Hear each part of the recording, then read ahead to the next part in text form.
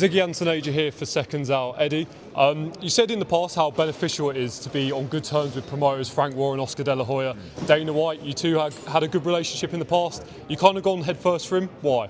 Well, I think it's the other way around, really. I mean, you don't ask Dana White those questions when he's sitting at a presser and all of a sudden he's coming out saying Eddie Hearn works for his dad, he's got no vision, he's part of the problem. I'm like, yesterday was just a response to you guys saying to me, what do you think about Dana White's comments? I'm not really bothered about upsetting people. I'm just going to give you an honest view and a response to people's comments. So I was pretty surprised because in general, like the whole he works for his dad thing is like a last resort.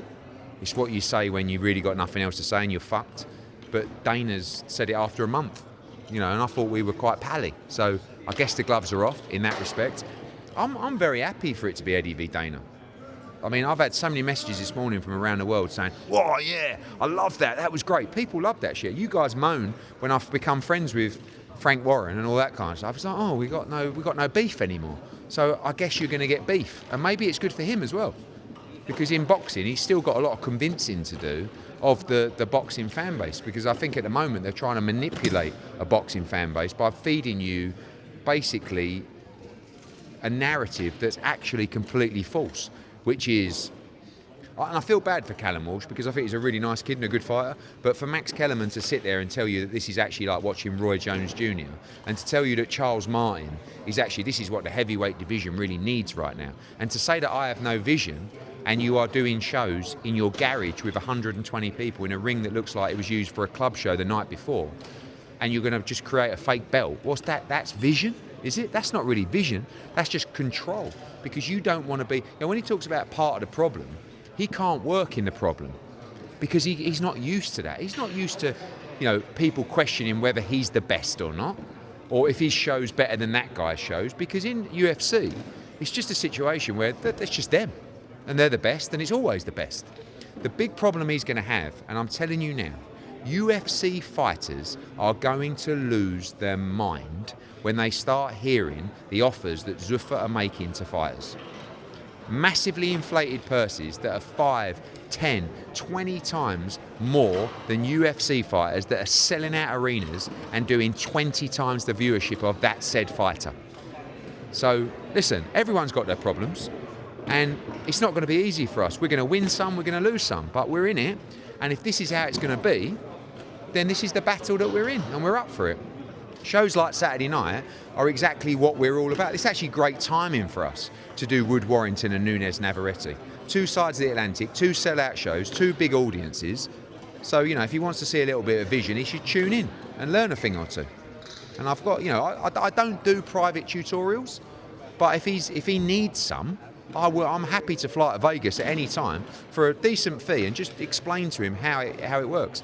Eddie, you spoke a lot about the Zuffa, the actual standard of the show so far. When you look at Zuffa compared to Box on the BBC right now, what do you see as more of like a threat right now? Zuffa or... What's the better product, a Boxer show or a Zuffa show? Oh, look, Zuffa are a threat. They're extremely powerful, extremely smart, and they've got a lot of money. With all due respect to Boxer, who I think are doing really well, by the way. I mean, they're up against it. They're not a threat. They've never been a threat to me. I can't take that threat seriously, right? We've just done a 5-year deal that gives us a minimum of 30 shows a year. We're going to do 40 shows a year. It's 200 shows globally. The only people that are going to be a threat to us are serious players. And Zuffa, despite all this banter, they're serious players. They'll take some of our fighters. We'll take some of their fighters. Dana White will come out and spin you a narrative. I'll spin you a narrative. We'll have back and forths. But the reality is without a long-term TV deal, any promoter is fucked. We've got it. So we're in a good place. They've got their TV deal with Paramount. They'll be fine. They're going to get better and they're going to get stronger. But yes, Zuffa are a threat to me. Boxer are not, but they are in the market. So I'm not just arrogant enough to say, like, I watch everything and I know what I'm up against. But yes, Zuffa by far a bigger threat. Ed, what's the latest on Conor Benn? Obviously, we've got Barrios Garcia this week. Rolly Romero is an option. What is the path for Conor Benn at this moment in time? Any smoke from him. What Conor Benn wants is the most amount of money. That's the most important thing. And if we can get a shot at the world title, it would be fantastic. But I'm excited to see Garcia against Barrios. I have no idea what's going to happen. You know, obviously you got Lewis Crocker's fighting Liam Paro. You got Josh Kelly up at 154 as well with a world title. You got Shakur Stevenson called out, Conor Benn. So I don't think he's going to be short of options. But yeah, Saturday night will be interesting to see because obviously he's mandatory for the winner of that fight as well. What's the situation with Gearsov in that Rolly Romero? So obviously if if Conor Benn fights Rolly Romero, Gearsov has to be comfortable with that decision. He has an order to fight Rolly Romero for the world title. He's our fighter as well. So, you know, it's a situation where we could only do the fight if Gearsov was happy with the position, and we'd have to have that conversation if we were in a position to do so. He obviously was very adamant that Rolly wasn't stepping aside. He wasn't stepping aside for that Pacquiao fight. How confident that you could maybe come into... We've spoken to his team already, and it's not something they want to do. I mean, we have exactly the same problem at the moment with Andrew Maloney. And Wilbaldo Garcia. We want to make Bam's undisputed fight. We're about to move towards an announcement for Bam's next fight, and we'd like that to be against Wilbaldo Garcia. But Andrew Maloney's saying, I'm not stepping aside. And it's like, well, how much do you want? And it's like, well, no, I don't want money. I'm not stepping aside. So, you know, you have to manoeuvre around these situations. Sometimes, if there is a lot of money in the pot, there's a solution. But we'll have to see. Medina next for Bam, if not? Possibly. I mean, I really want Bam to become undisputed. But do we have a defence at Superfly and then wait for the winner of that fight, or do we move up to Bantam and then come back for the undisputed? Not ideal, but you know we'll speak to Robert Garcia and see which way we're going to have to go. That's if we can't deliver Wilbaldo Garcia, which we're still trying to do. Ed, this morning, John Fury responded to Carl Froch, obviously the incident on Monday, and John's offered to fight him on Tyson's undercard at Tottenham Hotspur. Do you see that being well, how would that go? No, I mean, listen, I can't deny I wouldn't watch it. Do you know what I mean? It's not really, I mean, how old's John Fury?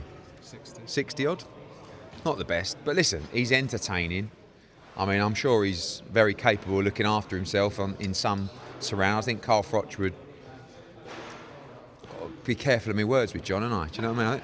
Carl Froch might be coming for you next. Froch would be the favourite, but yeah, I you know, at the end of the day, anything that gets people talking and gives people an opinion, I get. It's not really the boxing world, so I'll leave that to others. But yeah, I wouldn't want to fight Carl Froch. That's what I'm saying. Sky are obviously back in the mix now with MVP. Was it always the zone with Matchroom? Yeah, I think we needed someone that was going to match our global ambition. So I've got over 100 fighters globally, and the most important thing for me was liquidity of shows. So we, you know, when we talked and looked about other options, there was a lot of big platforms out there where we could have maybe taken a deal for 3-4 shows a year. It doesn't really suit our strategy or our ambition. So this new deal with DAZN, of course, there's also a new deal with Foxtel, a massive broadcaster in Australia. There's 7 events there a year. We have 6 in Mexico a year. We have 12 in the UK. We have 12 in the US. We have obviously the shows in the Middle East. We have Monaco. We have Turkey incoming. We have Belgium incoming. And that's really our plan. So, you know, on reflection, and you know, we made the move to DAZN when it was really, really hard. No one really knew about the product. No one knew about the brand. Everyone was trying to tell us that it was a joke, tell fighters it was a joke. Now we're in a position where the brand's really strong, subscriber numbers are fantastic, all fighters and promoters want to be on the platform. So now's the time to really double down on what we've built and where we are. And we're very pleased, like I said, without a broadcast contract, you're in a really weak position. So now we can go out and talk to our fighters. Now fighters will know that everything we say, as always, we deliver them. And we've got that future set for them. They are in a solid place, locked in for their whole career, and that's really important. Did you reveal anything on the Johnny Fisher offer? He said that he's been offered life-changing, obviously his heart's in Matchroom. Yeah, well, we were offered life-changing for Johnny. So it was a fight that was coming on to the Tyson Fury card. Spencer Brown approached me, and Dr. Rakan approached me, and Johnny was at the presser for Netflix, and they said, we'd love to have you on the card. So they phoned me up. They made an offer for him to fight TKV.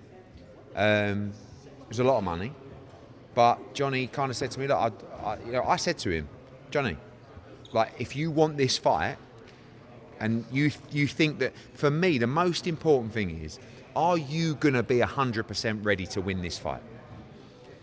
And basically the answer was no, right? But I can get in, I'm training. It's 6 weeks away, it's not ideal, but it's a lot of money. I said, Johnny, if your heart wants to take this fight, take it. I'll talk to, like, no problem, don't worry about me. If this is the right thing for you, do it.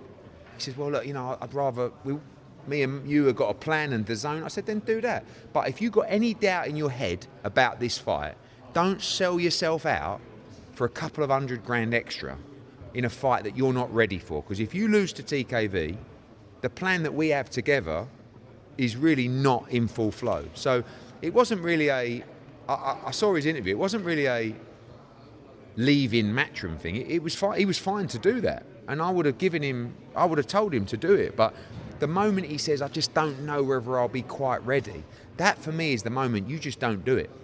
You know? If you were to turn around to me and said, I'm sorry, I don't want to take this money, I'll go for it, mate. No problem. But I believe Johnny's going to improve a lot. I believe working with Tony Sims, he's actually going to get better and better. So you have to give yourself every chance in life to be the best you can be. So you have to play the long game a little bit. Now, if you just want to cash out and get the money, I'll never blame you for that. If we all talk and have that conversation. But Johnny Fisher's a young man with ability and potential, and I think he's made the right decision.